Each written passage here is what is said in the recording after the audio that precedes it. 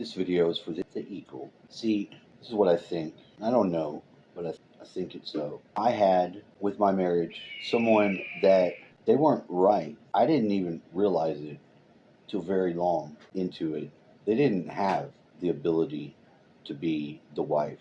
They were MK Ultra all the way. They never were actually honest. They never actually didn't cheat. They said, my sex life isn't your business. That is not the type of marriage I ever wanted to be a part of. It never worked. It got progressively worse, and it was backstabbing again and again. I believe in marriage, and I don't even feel that the one that I had was a fair shot because the person in their family was mind controlled big time. The whole family was like the military taking girls and using them in some deep state prostitution thing. They had alter personalities, every one of them. They would not believe the experience that I had. It totally fucked me up to find this out along the way. And it did fuck me up. But I think that not being bitter takes a lot of work. To not be bitter about it and just feel fucked over, especially with the relationship you don't have with your kids after somebody disappears for 7 years. But see, I recently found out on Mother's Day, and the person's birthday is on the 12th. Mother's Day was before that. I had a memory return, and for whatever reason, I was reminded that the last time I talked to this girl was on the phone. My mom was in the hospital. She had had such a high fever, something after the hurricanes we had.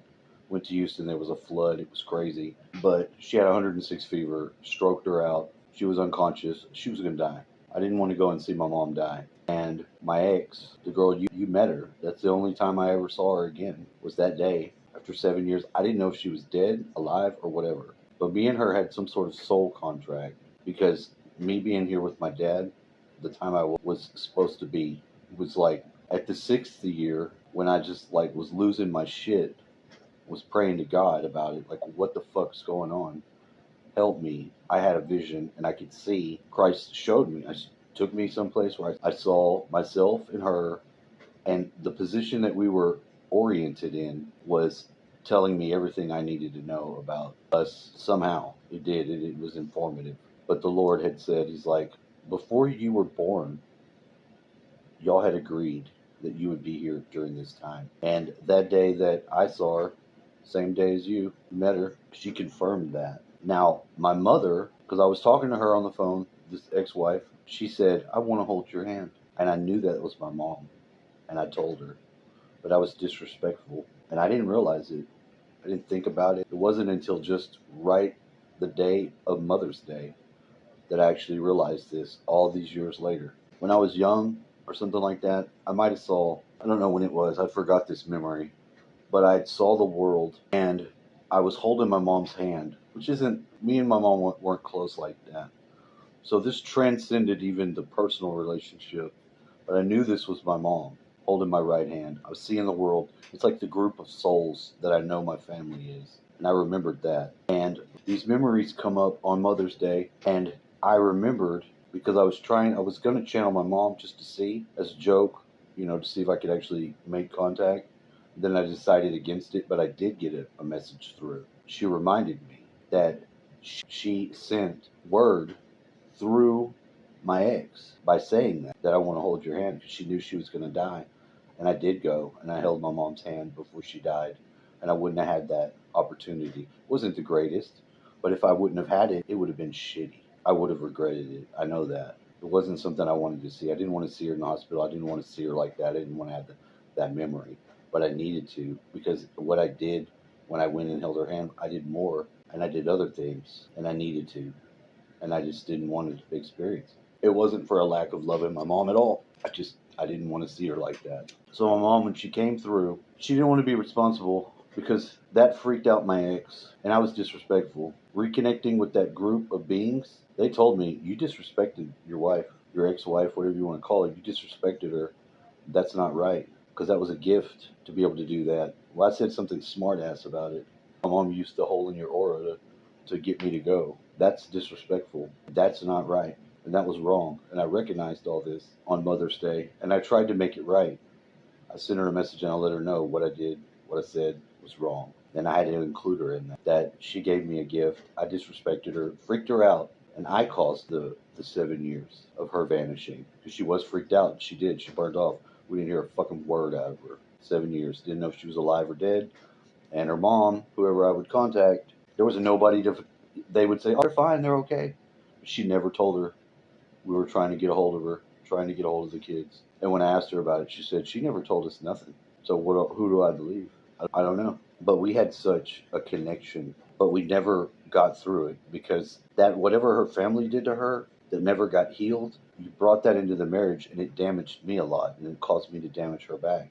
So when I finally left, I left this person that got on the stand and lied about some shit and didn't even remember it. Always problems with that because they had her. The system has her. She doesn't have the freedom. She has the love. When she came through this back door and this girl stuck me with her nails in her back and was, she would have been happy to connect with me on that day. But she told me she was married and I didn't. But we would have. That's who we were and who we had been. And if she needed the 7 years for that, then she probably did. So the day that I meet you, I see that connection jump across, but like it's an opening to the same sort of energy that you would have if it were right. The same love and care, and it's very magnetic. It very much pulls towards me because of what I feel. I know there's too many things that are the same, too many of the same interests, experiences, and the like. And I've even tried to I tried to ask her. I was like, why? Do you know why when you cheated? Do you have a reason? Were you just so desirous of something else that you had to do that? There's no answer. But wanting to know, like really wanting to know what would be the answer, because it's mind. I think it's mind control. They have a role for her to play in the system, and she's not ever able to snap free of it. She knows a little bit about it. She's not ever broke free. She's not done the work to snap out of it, and it's not gonna do it. They have her, but I don't think that the same type of intensity or care or love you can have for somebody if you salvage it and you have love, you don't become bitter. And that was a very important lesson for me during this time because there's a lot of reasons to be bitter and pissed off, but I haven't because it was when I began to worry if she was alive or dead. Any time I could have took the temptation of being bitter and it would have soured my heart chakra would not be able to open. It wouldn't have done the path that brings me to where I am, which is at a greater peace than before. I still have some issues with it, of course, but feeling that connection, and it is physical, it has that component, but it's not just that. But with the all the rest, the depth of the soul, the things you believe about the world, about life, about incarnation, about what's possible, all those things. So to see somebody who's in a marriage that would seem to be fucked up about the same as I experienced myself, you want to be an assist to an out from that, especially if it's not filled with love. And there's 1,000 different examples of different fucked up relationships you can have, but that doesn't mean that there's probably a right way to go about it, and there's definitely a wrong, but I can't not be open to it. And the good thing about it, at least from wherever I am now, is that the repair work that I did to correct the wrong, just like the day before I even heard anything from you, I had felt my heart had fell in love again with the soul of that person. But I recognized that soul of that person as the thing that I'm still interacting with. And it had transferred to someone else because it's unconditional. It's a root to grow that will grow wherever it's supposed to. Or at least with that person, it shuts the door to the possibility of the animosity. Because I sent a lot of messages that were basically, look, I know what I did, I'm sorry.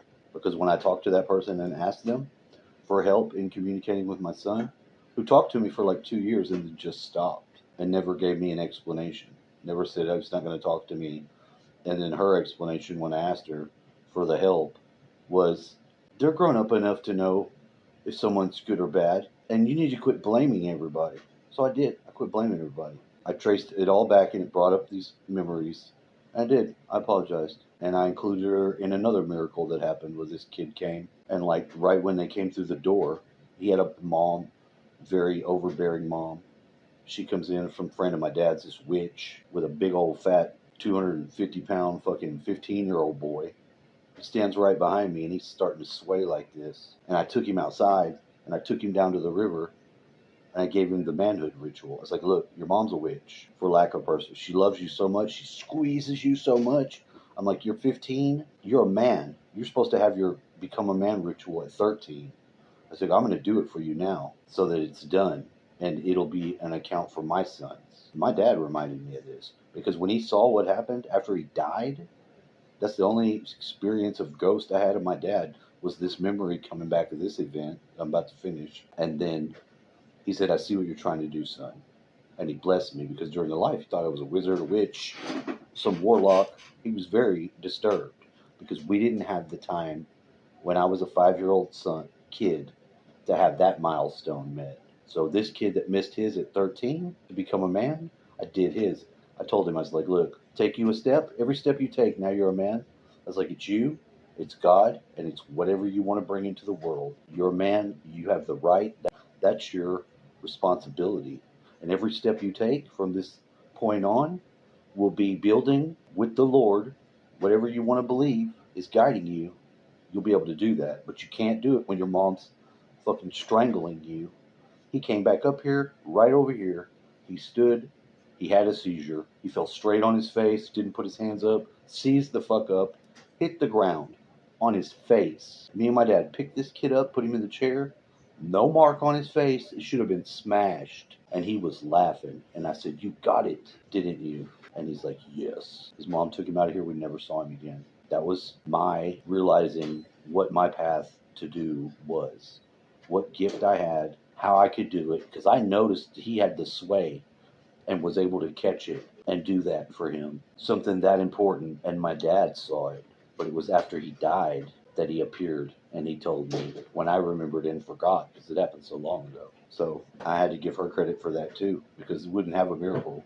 My dad told me in whatever way you can that you need to give her credit. You can't just block her off for things to go according to, he made me aware of the rest of the contractual prearrangement agreement. So that's why I feel so strongly about the whole that day, because in a way it was a doorway in my life. And maybe it was the first experience that you had after having the schooling to be able to do that. It was just as an important an experience to me to have that happen and have that day, that connection be something that's not lost behind some miscommunicating in the past and now the kids are too old. Hey, get out of there. So this is my video. This is my clarity on it.